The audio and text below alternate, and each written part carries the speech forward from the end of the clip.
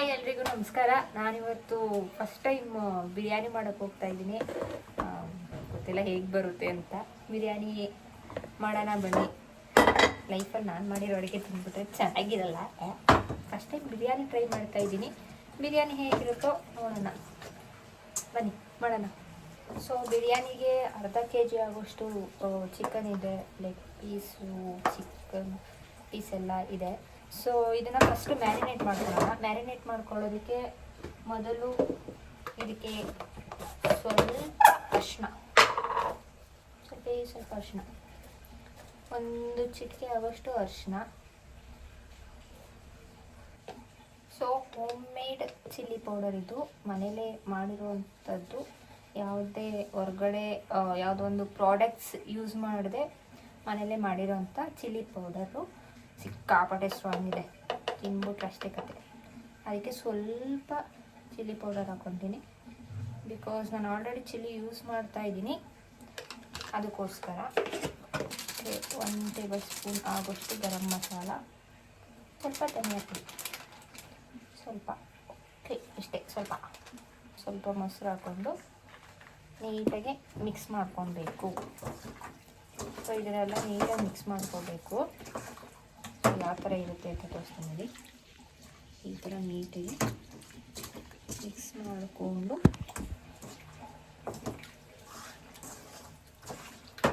ಇಟ್ಕೊಳ್ಬೇಕು. ಸೊ ಇದೊಂದು 15 to 20 minutes marinate ಆಗೋದಕ್ಕೆ ಬಿಡೋಣ.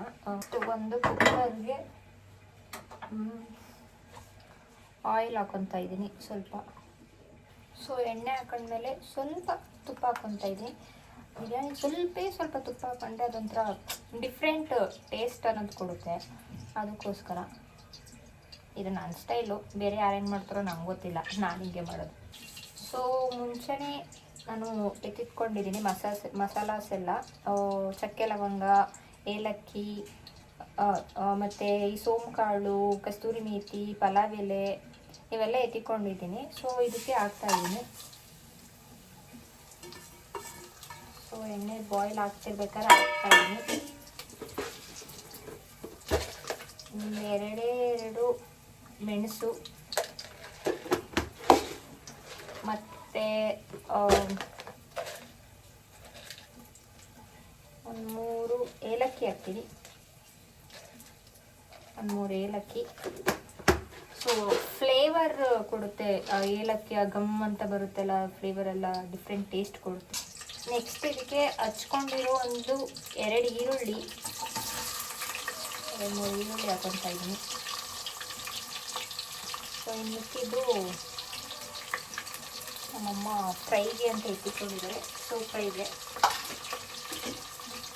ಆನಿಯನ್ಸು ತುಂಬ ಗೋಲ್ಡನ್ ಬ್ರೌನ್ ಕಲರ್ ಬರೋ ಹಾಗೆ ಫ್ರೈ ಮಾಡ್ಕೊಬೇಕು. ಲೋ ಫ್ಲೇಮಲ್ಲಿ ಇಟ್ಕೊಂಡೆ, ಇಲ್ಲಾಂದರೆ ಅದು ಸೀದೋದ್ರೆ ಮತ್ತು ಅಥವಾ ನೀಟಾಗಿ ಬೆಂದಿಲ್ಲ ಅಂತ ಅಂದ್ರೂ ಹಸಿ ವಾಸನೆ ಎಲ್ಲ ಇಟ್ಕೊಂಡ್ರೆ ಚೆನ್ನಾಗಿರೋದಿಲ್ಲ. ಅದಕ್ಕೋಸ್ಕರ ಗೋಲ್ಡನ್ ಫ್ರೈ ಮಾಡ್ಕೊತೀವಿ. ಹೇಗೆ ಬರುತ್ತೋ, ನಾನಂತೂ ಈಗ ಅಡುಗೆ ಮಾಡಲ್ಲ. ಸೊ ನೋಡ್ಬೋದು ನೀವು, ತೋರಿಸ್ತೀನಿ. ಇದು ಗೋಲ್ಡನ್ ಫ್ರೈ ಕಲರ್ ಬರುತ್ತಾ ಇದೆ, ಸ್ವಲ್ಪ ಗೋಲ್ಡನ್ ಫ್ರೈ ಬರುತ್ತಿದೆ. ಸೊ ಇದಕ್ಕೆ ಇವಾಗ ನಾನು ಮನೆಯಲ್ಲೇ ಮಾಡಿರೋ ಶುಂಠಿ ಬೆಳ್ಳುಳ್ಳಿ, ಇದನ್ನು ಮನೆಯಲ್ಲೇ ಮಾಡಿದ್ದೀನಿ. ಇವಾಗ ಜಸ್ಟ್ ತಯಾರಿಸ್ಕೊಂಡ್ರೆ ಶುಂಠಿ ಬೆಳ್ಳುಳ್ಳಿ ಪೇಸ್ಟು. ಹೊರಗಡೆ ಈ ಶುಂಠಿ ಬೆಳ್ಳುಳ್ಳಿ ಪೇಸ್ಟ್ ಅಂದರೆ ಮನೇಲಿ ಮಾಡಿರೋ ಅಷ್ಟು ಫ್ಲೇವರ್ ಸಿಗೋದಿಲ್ಲ. ಅದು ಮನೇಲಿ ಮಾಡಿದ್ರೇ ಚೆಂದ. ಅದು ತುಂಬ ದಿನ ಇಟ್ಟು ಅದ್ರ ಟೇಸ್ಟು ಮತ್ತು ಆ ಗಮ್ಮತ್ತ ಬರುತ್ತಲ್ಲ, ಫ್ಲೇವರೇ ಹೊರಟೋಗ್ಬಿಟ್ಟಿರುತ್ತೆ. ಸೊ ಮನೇಲಿ ಮಾಡ್ಕೊಂಡ್ರೆ ಶುಂಠಿ ಬೆಳ್ಳುಳ್ಳಿ ಪೇಸ್ಟ್ ಚೆನ್ನಾಗಿರುತ್ತೆ. ಸೊ ನಾನು 2 ಟೇಬಲ್ ಸ್ಪೂನಷ್ಟು ಶುಂಠಿ ಬೆಳ್ಳುಳ್ಳಿ ಪೇಸ್ಟ್ ಹಾಕ್ಕೊತಾ ಇದ್ದೀನಿ. ತುಂಬ ಈಸಿ ರೆಸಿಪಿ. ಸೊ ಇದು ಒಂಚೂರು ಸ್ಮೆಲ್ ಹೋಗೋ ಅಷ್ಟರಲ್ಲಿ ನಾನು ಬಿಸಿನೀರು ಕಾಯಕ್ಕಿಡ್ತೀನಿ. ಬಿಕಾಸ್ ಬಿರಿಯಾನಿಗೆ ಬಿಸಿನೀರು ಸ್ವಲ್ಪ ಹಾಕಿದ್ರೆ ಬೇಗ ಬಿರಿಯಾನಿ ಆಗುತ್ತೆ. ಹಾಕೋದು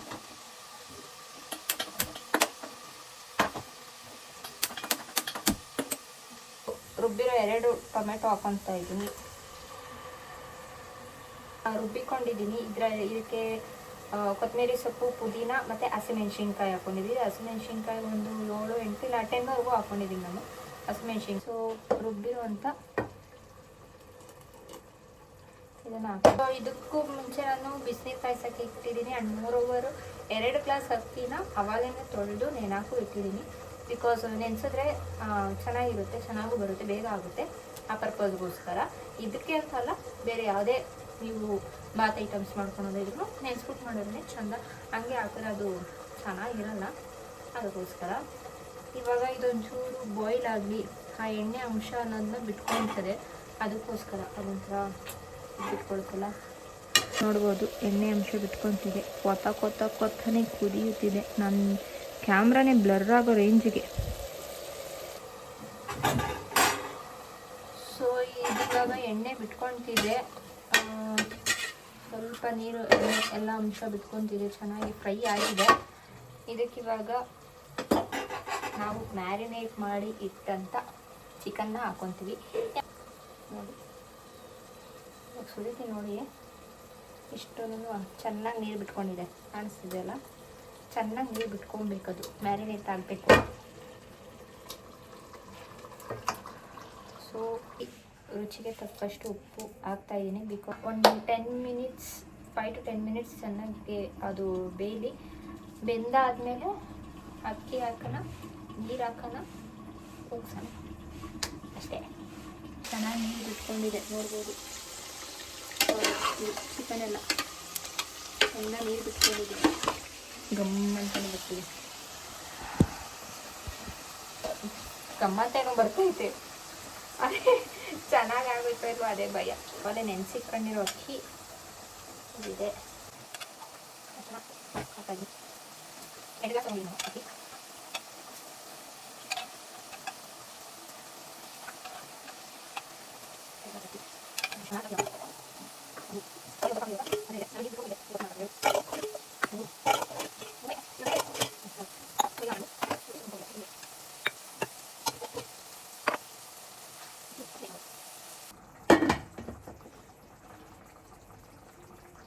ಹಾಕ್ತಾ ಇದ್ದೀನಿ. ವಿಷಲ್ಲು ಕ್ಲೋಸ್ ಮಾಡ್ತಾರಲ್ಲ ಇದು ವಿಷಲ್ ಹಾಕಿ 3 ವಿಷಲ್ 3 ವಿಷಲ್ ಕೂಗ್ಸೋಣ. ಸೊ ಇವಾಗ ಅದು 3 ವಿಷಲ್ ಕೂಗಿದೆ, ಆಫ್ ಮಾಡಿದ್ದೀನಿ. ಅದು ವಿಷಲ್ ಹೋಗೋದಕ್ಕೆ ಸ್ವಲ್ಪ ಟೈಮ್ ಬೇಕಲ್ಲ. ಸೊ ಅಲ್ಲಿವರೆಗೂ ನಾವು 2 ವಿಷಲ್ ಬಗ್ಗೆ ಮಾತಾಡೋಣ. ಒಂದು ಬಂದು ಇವಾಗ ಟ್ರೆಂಡಿಂಗಲ್ಲಿರೋ ಒಂದು ವಿಷಯ ಏನಂದರೆ ಶಾಂತಿ ಕ್ರಾಂತಿ ಮೂವಿ ದಿ ಬೆಸ್ಟ್ ಮೂವಿ. ಆ ಡೇಸಲ್ಲಿ ಹೆಂಗೆ ಜನರು ಆ ಮೂವಿನ ಸೋಲಿಸಿದ್ರು ಗೊತ್ತಿಲ್ಲ. ಬಿಕಾಸ್ ಅಲ್ಟಿಮೇಟ್ ಮೂವಿ ಅದು. ಯಾಕೆಂದರೆ ಎಲ್ಲ ಈಗಿನ ಕಾಲದ ಮಕ್ಕಳಂತೂ ನೋಡಲೇಬೇಕಾದಂಥ ಮೂವೀಸು. ಸ್ಕೂಲ್ ಮಕ್ಕಳಾಗಿರಲಿ, ಕಾಲೇಜ್ ಡೇಸ್ ಮಕ್ಕಳಾಗಿರಲಿ, ನೋಡಲೇಬೇಕಾದ ಮೂವೀಸು. ಇವೇನು ಜೆನ್ಸಿ ನಾವಿದ್ದೀವಿ, ಇವಾಗ ನಾನು ಜೆನ್ಸಿ. ಸೊ ನಾನು ಜೆನ್ಸಿ ಆಗಿ ನಾನು ಯಾವ ರೀತಿ ಮಾತಾಡ್ಬೋದು, ಯಾವ ರೀತಿ ಅಪೋಸ್ ಮಾಡ್ಬೋದು ಎಲ್ಲನೂ ನಮಗೆ ಗೊತ್ತಿದೆ. ಬಿಕಾಸ್ ನಮ್ಮ ಹಿಂದಿನ ಜನ್ರೇಷನ್ ವೇರ್ ನಮ್ಮ ಅಪ್ಪ ಅಮ್ಮ, ಆ ಜನ್ರೇಷನ್ ಅವರು ಹೋಗ್ಲಿ ಬಿಡು, ಆಗಲಿ ಬಿಡು, ನಮ್ಗೆ ಯಾಕೆ ಬಿಡು, ಆ ರೇಂಜ್ಗೆ ಬಂದಿದ್ದರು. ಸೊ ಆ ಥರ ಒಂದು ನೇಚರು, ಆ ಥರ ಒಂದು ಮೈಂಡ್ಸೆಟ್ಟು ಇವಾಗ ನಮ್ಮ ಕಂಟ್ರಿಯಲ್ಲಿ ಇರಬಾರ್ದು. ಬಿಕಾಸ್ ಎಲ್ಲರೂ ಕೇಳೋ ಪ್ರಶ್ನೆ ಮಾಡೋವಂಥ ಒಂದು ಮನಸ್ಥಿತಿ ಇರಬೇಕು. ನಾವು ಅಪೋಸ್ ಮಾಡಬೇಕು, ಯಾವುದು ತಪ್ಪು ಯಾವುದು ಸರಿ ಅದನ್ನು ತಿಳ್ಕೊಳ್ಬೇಕು. ತಪ್ಪು ನಡೀತಿರೋ ಕಡೆ ಅಪೋಸ್ ಮಾಡಬೇಕು ಅಫ್ಕೋರ್ಸ್. ಯಾಕೆಂದರೆ ನಮ್ಮ ಹಕ್ಕು ಅದು. ನಾವೇನು ಇರಿಟೇಟ್ ಫೂಲ್ಸ್ ಅಲ್ಲ. ಇವಾಗಿನ ಜನ್ರೇಷನಲ್ಲಿ ಏನು ನಡೀತಿದೆ ಅಂತ ತಿಳ್ಕೊಳ್ಳೋದಕ್ಕೆ we are not irritate fools. ಏನೇ ಒಂದು ಬುದ್ಧಿ ಇಲ್ದಿರೋಂಥ ಜನಗಳು ಅಲ್ವೇ ಅಲ್ಲ ನಾವು ಇವಾಗಿನ ಜನ್ರೇಷನ್ ಅವರು. ಸೊ ನಿಮ್ಮ ಇವಾಗಿನ ಜನ್ರೇಷನಲ್ಲಿ ನಿಮ್ಮ ಮಕ್ಕಳಿಗೆ ಅಂಥ ಒಂದು ಒಳ್ಳೆ ಮೂವಿ ತೋರಿಸಿ, ಬೆಳೆಯುವ ಸಿರಿ ಮೊಳಕೆಯಲ್ಲಿ ಅನ್ನೋ ಒಂದು ಗಾದೆ ಮಾತಿದೆ. ಇವಾಗಿಂದನೇ ನಾವು ದಿ ರೂಟಿಗೆ ಏನು ಕೊಡ್ತೀವಿ, ದ ಫ್ರೂಟ್. ಅಂದರೆ ನಮಗೆ ಫ್ರೂಟ್, ಆ ಫ್ರೂಟ್ ಏನು ಸಿಗುತ್ತೋ ಅದೇ ಫ್ರೂಟ್ ಸಿಗೋದು. ನಾವು ರೂಟಲ್ಲೇ ನೆಟ್ಟಿಗೆ ನೀರು ಹಾಕಿ, ಒಳ್ಳೆ ಗೊಬ್ಬರ ಹಾಕಿ, ಒಳ್ಳೆ ಮಣ್ಣು ಹಾಕಿ, ನೀರೆಲ್ಲ ಹಾಕಿ ನಾವು ಅದಕ್ಕೇನು ಪ್ರೋಟೀನ್ ಬೇಕಾದ್ರೆ ಕೊಟ್ಟಿಲ್ಲ ಅಂದರೆ ಅದು ಯಾವುದೇ ರೀತಿಯಾದ್ರೂ ಒಳ್ಳೆ ಫ್ರೂಟ್ಸ್ ಕೊಡೋದಿಲ್ಲ. ಅಫ್ಕೋರ್ಸ್ ಅದು ಎಲ್ಲರಿಗೂ ಗೊತ್ತಿರೋವಂಥದ್ದೇ. ಸೊ ಅದಕ್ಕೋಸ್ಕರ ಒಳ್ಳೆ ಮೂವೀಸ್ ತೋರಿಸಿ. ಯಾಕೆಂದರೆ ಇವಾಗಿನ ಜನ್ರೇಷನಲ್ಲಿ ಬುಕ್ಸು ಅದು ಇದು ಅನ್ನೋದಕ್ಕಿಂತ ತುಂಬ ಬೇಗ ತಿಳ್ಕೊಳೋವಂಥ ವಿಚಾರಗಳಂದರೆ ಸೋಷಿಯಲ್ ಮೀಡಿಯಾದಲ್ಲಿ. ಯಾಕೆಂದರೆ ನನಗೂ ಒಬ್ಬ ಅಕ್ಕನ ಮಗ ಇದ್ದಾನೆ. ಸೊ ಅವನು ಯೂಸ್ ಮಾಡೋವಂಥದ್ದು, ಮೊಬೈಲ್ ಯೂಸ್ ಮಾಡೋ ರೀತಿಯಾಗಿರಲಿ ಅದಾಗಿರಲಿ, ನಾನು ಚಿಕ್ಕ ಹುಡುಗರಲ್ಲಿದ್ದಾಗ ನಮಗೆ ಅಫ್ಕೋರ್ಸ್ ಅವಾಗಿರಲಿ ಇವಾಗೇ ಗೊತ್ತಾಗಲ್ಲ, ಆ ರೇಂಜಿಗೆ ಯೂಸ್ ಮಾಡ್ತಾ ಇದ್ದ. ಅದಿನ್ನ 4 ವರ್ಷದ ಮಗು. ಸೊ ಅದಕ್ಕೋಸ್ಕರ ಒಳ್ಳೆ ಮೂವೀಸ್ ಆಗಿರಲಿ, ಒಳ್ಳೆ ವಿಷಯ ಆಗಿರಲಿ ತೋರಿಸಿ ಕಲಿಸಿ ಒಳ್ಳೆ ರೀತಿಯಿಂದ ಬೆಳೆಸಿ. ಯಾಕೆಂದರೆ ಜೆನ್ ಆಲ್ಫಾ ಜೆನ್ ಝಿ ಆದಮೇಲೆ ಜೆನ್ ಆಲ್ಫಾ ಏನು ಬರುತ್ತೆ, ಅದು ಇನ್ನೂ ಉತ್ತಮವಾಗಿ ಆ ಜನ್ರೇಷನ್ ಬೆಳಿಬೇಕು, ದೇಶನ ಮುಂದಕ್ಕೆ ತಗೊಂಡೋಗ್ಬೇಕು. ಆ ಒಂದು ಪರ್ಪಸ್ಗೋಸ್ಕರ ಶಾಂತಿ ಕ್ರಾಂತಿ ಯಾಕೆ ಸೋಲ್ಸರೋ ಗೊತ್ತಿಲ್ಲ. ಟ್ರೂತ್ ಇತ್ತು ಅನ್ನೋ ವಿಚಾರಕ್ಕೋ, ಅಥವಾ ದೇಶದಲ್ಲಿ ನಡೀತಿದೆ ಅದನ್ನು ತೋರಿಸ್ತವ್ರೆ ಅನ್ನೋ ವಿಚಾರಕ್ಕೋ, ಅದೇ ನಡೀತೈತೆ ಆ ಪೊಲಿಟಿಷಿಯನ್ಸ್ ಇರ್ಬೋದು, ಬೇರೆ ಏನಾದರೂ ಇರ್ಬೋದು, ಆ ವಿಚಾರಕ್ಕೆ ಸೋಲ್ಸೋರು ಏನೋ ಗೊತ್ತಿಲ್ಲ ನನಗನ್ಸಿರೋ ಮಟ್ಟಕ್ಕೆ. But Ravi sir, hats off to you. ಆಗಿನ ಕಾಲಕ್ಕೆ ಅಂಥ ಒಂದು ಒಳ್ಳೆ ಮೂವಿ ಕೊಟ್ಟಿದ್ದೀರಾ. ಪ್ಲೀಸ್ ಹಂಬಲ್ ರಿಕ್ವೆಸ್ಟ್, ರಿಲೀಸ್ ಮಾಡಿ. ಯಾಕೆಂದರೆ ಜನಗಳು ಅವ್ರಿಗೋಸ್ಕರ ಅಲ್ದಿರೋ ಅವ್ರ ಮಕ್ಕಳಿಗೋಸ್ಕರ ಆದರೂ ಹೋಗಿ ನೋಡೋಂಗೆ ಸ್ವಲ್ಪ ರೀಮೇಕ್ ಆಗಿ ಮಾಡಿ, ಮಾಡಿಫೈ ಮಾಡಿ ರಿಲೀಸ್ ಮಾಡಿ. ಒಂದು ವಿಚಾರ ಇದು ಆಯಿತು ಅಂದರೆ ಇನ್ನೊಂದು ವಿಚಾರ, ಈ ಮೇನ್ ವಿಚಾರ, ಈ ವಿಚಾರ ಮಾಡಿದ್ರೆ ತುಂಬ ಜನ ಹುರ್ಕೊತಾರೆ ಈ ವಿಚಾರ ಮಾತಾಡಿದ್ರೆ. ಸೊ ಒಂದು ಇವೆಂಟಲ್ಲಿ ಒಬ್ಬ ವ್ಯಕ್ತಿ ಬಗ್ಗೆ ಕೂಗಿ ಹೇಳ್ತಾರೆ. ಆ ವೈಬ್ ತಡ್ಕೊಳಕ್ಕಾಗದೇ ಇರೋವಂಥ ಕೆಲವು ವ್ಯಕ್ತಿಗಳು ಅದಾಗಿ ಸ್ವಲ್ಪ ದಿನಕ್ಕೇನೆ ಆ ವ್ಯಕ್ತಿ ವಿರುದ್ಧನೇ ಕುತಂತ್ರ ನಡೆಸಿ ಮತ್ತೆ ಏನೋ ಒಂದು ಮಾಡಿ ಆ ವ್ಯಕ್ತಿ ಜೈಲಿಂದ ಆಚೆ ಬರಬಾರ್ದು ಅನ್ನೋ ಮಟ್ಟಕ್ಕೆ ತರ್ತಾರೆ. ಸೊ ಇದು ಕಣ್ಮುಂದೆನೇ ಕಾಣಿಸ್ತಿದೆ, ರಿಯಲಿಸ್ಟಿಕ್ ಆಗಿ ಕಾಣಿಸ್ತಿದೆ. 3 days ಬಿಫೋರ್ ಅದು ನಡೀತು, 3 days ಆದಮೇಲೆ ಈ ಥರ ಸಾಕ್ಷಿಯಾಗಿ ನಾನು ಹಾಜರಾಗ್ತೀನಿ ಹಾಗೆ ಹೀಗೆ ಅಂತ ಆಲ್ ಆಫ್ ಸಡನ್ ಒಬ್ಬ ವ್ಯಕ್ತಿ ಬರ್ತಾನೆ ಹಂಗೆ ಹಿಂಗೆ ಅಂತ. ವೈ? ಯಾಕೆ ಉರಿತಿದ್ಯಾ? As a D Boss fan, ನಾನು ಒಂದು ಡಿ ಬಾಸ್ನ ತುಂಬ ದೊಡ್ಡ ಫ್ಯಾನ್. ಅದಕ್ಕೋಸ್ಕರ ಹೇಳ್ತಾ ಇದ್ದೀನಿ, ಡಿ ಬಾಸ್ ಫ್ಯಾನ್ಸ್ಗೆ ಹಂಬಲ್ ರಿಕ್ವೆಸ್ಟ್ ಇದು. ತಾಳ್ಮೆ ಜಗತ್ತಲ್ಲಿ ಏನು ಮುಖ್ಯನೋ ಇಲ್ವೋ, ನಮ್ಮ ಜೀವನದಲ್ಲಿ ಎಲ್ಲದಕ್ಕಿಂತ ಮುಖ್ಯ ಅನ್ನೋದು ತಾಳ್ಮೆ. ಯಾಕೆಂದರೆ ನಾವು ವ್ಯಕ್ತಿನ ಪ್ರೀತಿಸ್ತೀವಿ, ಗೌರವಿಸ್ತೀವಿ, ಆರಾಧಿಸ್ತೀವಿ. ಆ ವ್ಯಕ್ತಿ ಆಚೆ ಬರಲಿ ಅಂತ ತುಂಬಾ ಆಸೆ ಪಡ್ತೀವಿ. ಸೊ ನೀವು ಮಾಡೋ ಒಂದು ತಪ್ಪಿಂದ ಆ ವ್ಯಕ್ತಿಗೆ ಇನ್ನೂ ಸಂಕಷ್ಟಗಳು ಎದುರಾಗ್ತಿದೆ, ಇನ್ನೂ ನೋವು ಬರ್ತಾ ಇದೆ ಅಂದರೆ ಅದು ಪ್ರೀತಿನೇ ಅಲ್ಲ, ಅದು ಗೌರವನೇ ಇಲ್ಲ. ಸೊ ಆ ಒಂದು ನಾವು ಪ್ರೀತಿ ಕೊಡೋ ವ್ಯಕ್ತಿಗೆ ಯಾವುದೇ ರೀತಿ ಹರ್ಟ್ ಆಗಬಾರ್ದು, ಕಷ್ಟ ಬರಬಾರ್ದು, ಆ ಥರ ಪ್ರೀತಿ ತೋರಿಸ್ಬೇಕು. ತಾಳ್ಮೆಯಿಂದ ಇದ್ದರೆ ಎಲ್ಲನೂ ಇರ್ತದೆ. ಒಂದು ವರ್ಷ ಬಿಟ್ಟು ಬಂತು, ಇವಾಗ ಆರೋಪಿ ಸ್ಥಾನದಲ್ಲಿದ್ದಾರೆ, ಅಪರಾಧಿ ಅಂತ ಪ್ರೂವ್ ಆಗಿಲ್ಲ ಎಲ್ಲೂ. ನೀವು ಈ ಥರನೇ ಮಾಡ್ತಾ ಇದ್ರೆ ಇಲ್ಲದೇ ಇರೋ ಆರೋಪಗಳನ್ನೆಲ್ಲ, ಸಾಕ್ಷಿಗಳನ್ನೆಲ್ಲ ಹುಟ್ಟಾಕಿ ಅವ್ರನ್ನ ಅಪರಾಧಿ ಅಂತಲೇ ನಿರೂಪಿಸ್ಬಿಡ್ತಾರೆ. So Kannada industry, to be frank, ನನಗೆ ಮೂವೀಸ್ ಮೇಲೆ, ಕನ್ನಡ ಇಂಡಸ್ಟ್ರಿ ಮೂವೀಸ್ ಮೇಲೆ ಆ ಒಂದು ಕ್ರೇಜೇ ಹೋಗ್ಬಿಟ್ಟಿದೆ ಡಿ ಬಾಸ್ ಹೋದ್ಮೇಲೆ. ಟು ಬಿ ಫ್ರ್ಯಾಂಕ್, ಆ ಮನುಷ್ಯ ಇದ್ದಾಗ ಎಷ್ಟು ಕ್ರೇಜಿಂದ ಎಲ್ಲ ಮೂವೀಸು ನೋಡ್ತಾ ಇದ್ದೆ, ಎಲ್ಲಾರ್ದು ಇಂಥವ್ರದ್ದೆಲ್ಲ ಅಂತಲ್ಲ, ಎಲ್ಲರ ಮೂವೀಸು ನೋಡ್ತಾ ಇದ್ದೆ ನಾನು. ಆ ಮನುಷ್ಯ ಇದ್ದಾಗ, ಮನುಷ್ಯ ಈ ಥರ ಎಲ್ಲ ಆದಮೇಲೆ ಆ ಮನುಷ್ಯನ ನಡೆಸ್ಕೊಂಡಿದ್ದ ರೀತಿ ಎಲ್ಲ ನೋಡಿ, ಕೆಲವು ಸೆಲೆಬ್ರಿಟೀಸ್ಗಳು ಮಾತಾಡಿದ ರೀತಿ ಎಲ್ಲ ನೋಡಿ ಕನ್ನಡ ಇಂಡಸ್ಟ್ರಿ ಮೇಲೆ ಆ ಕ್ರೇಜೇ ಹೋಗ್ಬಿಟ್ಟಿದೆ. ನೋ ವೇರ್ ಗುರು, ನೀನು ರಿಲೀಸ್ ಮಾಡ್ಕೊ. ನಾನಂತೂ ಥಿಯೇಟ್ರಿಗೆ ಬಂದು ನೋಡಲ್ಲ, ನಾನು ಫೋನ್ನಲ್ಲೇ ಬರ್ತೇವೆ, ಫೋನಲ್ಲೇ ನೋಡ್ಕೊತೀನಿ. ಆ ರೇಂಜಿಗೆ ಮೈಂಡ್ ಸೆಟ್ಟಿಗೆ ಬಂದ್ಬಿಟ್ಟಿದೆ. ಸೊ ಹಂಬಲ್ ರಿಕ್ವೆಸ್ಟ್ ಎಲ್ಲರಿಗೂ, ಯಾರಿಗೇ ಆಗಿರಲಿ, ಡಿ ಬಾಸ್ಗೆ ಹಾಗಾಗಿದೆ ಅಂತ ಒಂದು ವಿಚಾರ ಇಟ್ಕೊಂಡು ಅವ್ರ ಬಗ್ಗೆ ಇದೇ ಇರೋದೆಲ್ಲ ಮಾತಾಡಿದ್ರೆ, ಟು ಬಿ ಫ್ರ್ಯಾಂಕ್, ಲಾಸ್ ನಿಮಗೆ. ಡಿ ಬಾಸ್ ಸೆಲೆಬ್ರಿಟೀಸು, ಅವ್ರ ಫ್ಯಾನ್ಸು ತುಂಬ ಜನ ಇದ್ದಾರೆ. ಅವ್ರು ಮನ್ಸು ಮಾಡಿದ್ರೆ ನಿಮ್ಮ ಮೂವೀಸ್ನ ಎಲ್ಗೋ ತೊಗೊಂಡೋಗಿ ನಿಲ್ಲಿಸ್ತಾರೆ. ಸೊ ಅದೊಂದು ವಿಚಾರ ಅದಕ್ಕಿರ್ಬೋದು. ಆ್ಯಂಡ್ ಮೋರದು ಫ್ಯಾನ್ಸ್ಗಳಿಗೆ ಹೇಳ್ತಾ ಇದೆ, ಸೊ ತಾಳ್ಮೆಯಿಂದ ಇದೆ ಅವ್ರು ರಿಲೀಸ್ ಆಗೋವರೆಗೂ. ತಾಳ್ಮೆನೇ ಎಲ್ಲದಕ್ಕೂ ಮೂಲ. ಆ್ಯಂಡ್ ಮೋರ್ ಓವರ್ ಅವ್ರು ರಿಲೀಸ್ ಆಗಿ ಬರಲಿ, ರಿಲೀಸ್ ಆಗಿ ಬರಲಿ. ಒಬ್ಬ ರಾಜ ಏನಿದ್ರು ರಾಜನೇ, ಮಂತ್ರಿ ಏನಿದ್ರು ಮಂತ್ರಿನೇ. ರಾಜ ಮಂತ್ರಿ ಆಗಕ್ಕಾಗಲ್ಲ, ಮಂತ್ರಿ ರಾಜ ಆಗಕ್ಕಾಗಲ್ಲ. ನೀನು ಮಂತ್ರಿ ಆದ್ರೆ ನಾನು ರಾಜ. ನೆನಪಲ್ಲಿ ಇಟ್ಕೊಳ್ಳಿ. ಆ್ಯಂಡ್ ಇದಾದಮೇಲೆ ತುಂಬಾ ನೆಗೆಟಿವ್ ಕಮೆಂಟ್ಸ್ ಬಂದರು. I don't care, I don't bother. Because ಇಲ್ಲಿ ಪ್ರಪಂಚದಲ್ಲಿ ಏನೇನು ನಡೀತಿದೆ, ಏನೇನು ಆಗ್ತಿದೆ ಅನ್ನೋದು ನಮಗೂ ಚೆನ್ನಾಗಿ ಗೊತ್ತಿದೆ, ಎಲ್ಲರಿಗೂ ಚೆನ್ನಾಗಿ ಗೊತ್ತಿದೆ. Truth is a truth. ಇಷ್ಟು ದಿನ ನಾನು ಯಾವುದೇ ವಿಚಾರಕ್ಕೂ ಆಗಿರಲಿ, ಯಾವುದೇ ಬೇರೆ ವಿಚಾರಕ್ಕಾಗಿರಲಿ ನಾನು ಮಾತಾಡ್ತಿರ್ಲಿಲ್ಲ. ಯಾವುದಕ್ಕೂ ನಾನು ಅಷ್ಟು ಕಾನ್ಸಂಟ್ರೇಟ್ ಮಾಡ್ತಾ ಇರಲಿಲ್ಲ. ಬಿಕಾಸ್ ಯಾಕೆಂದರೆ ಅಲ್ಲಿ ಮಾತಾಡೋನು ಯೂಸ್ ಇಲ್ಲ. ಇವಾಗ ನಾನೊಬ್ಬಳೇ ಬೊಬ್ಬೆ ಹೊಡ್ಕೊಂಡು ಅಥವಾ ಬೇರೆ ಯಾರೋ ಬೊಬ್ಬೆ ಹೊಡ್ಕೊಂಡು ಯೂಸ್ ಇಲ್ಲ. ಯಾಕಂದರೆ ಏನು ನಡೀಬೇಕು ಅದೇ ನಡೀತಿದೆ. ಇವಾಗ ನಾನು ಮಾತಾಡಿ ಏನು ಯೂಸ್ ಆಗುತ್ತೆ? ನೀವು ಮಾತಾಡಿ ಏನು ಯೂಸ್ ಆಗುತ್ತೆ? ಸಿಸ್ಟಮ್ ಚೇಂಜ್ ಆಗಬೇಕು. The fault is system. India ಕರೆಕ್ಟಾಗಿದೆ, ಸಿಸ್ಟಮ್ ಫಾಲ್ಟ್ ಆಗಿದೆ. ನೋಡೋಣ ಏನೇನಾಗುತ್ತೋ, ತಾಳ್ಮೆಯಿಂದ ಕಾಯೋಣ. ರಾಜ ಬಂದ್ಮೇಲೆ ನಡೆಸೋಣ. ಇವಾಗ ಬಿರಿಯಾನಿ ಏನಾಯಿತು?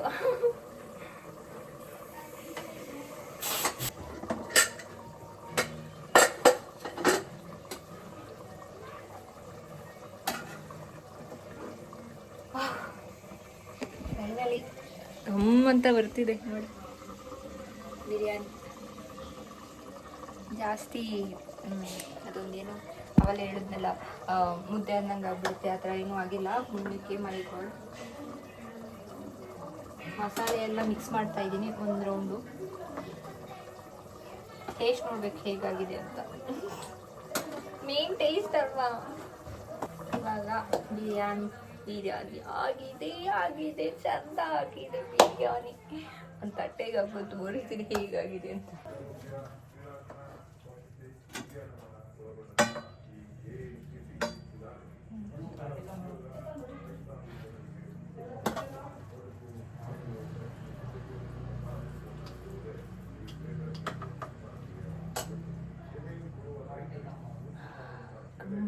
ಅಂತಿದೆ ತೋರಿಸ್ತೀನಿ ನಿಮಗೆ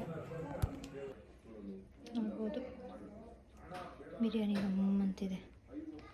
ಅಲ್ಲಿ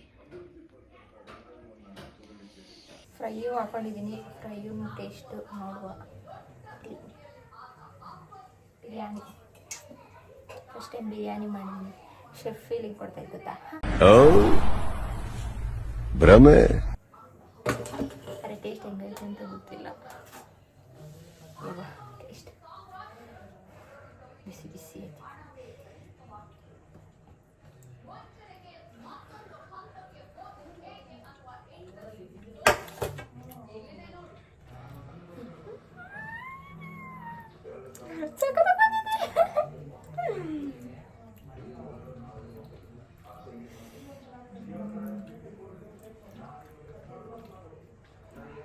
ನಿಜವಾಗ್ಲೂ ಸಕ್ಕತ್ತಾಗಿ ಬಂದೈತೆ ಬಿರಿಯಾನಿ ಮಾತ್ರ. ಉಪ್ಪು ಖಾರ ಹುಳಿ ಪರ್ಫೆಕ್ಟು. ಚೆನ್ನಾಗೈತೆ. ಸೂಪರ್. ಇಲ್ಲಿ ಬಂದಿಳು ಸೂಪರ್ ಆಗೈತೆ. ಸೂಪರ್. ಸಕ್ಕತ್ತಾಗೈತೆ. ಸೂಪರ್. ಮತ್ತೆ ಯಾವ್ದಾದ್ರು ನಾನ್ ವೆಜ್ ಮಾಡಿದಾಗ ಟ್ರೈ ಮಾಡುವ. ಓಕೆ ಬಾಯ್.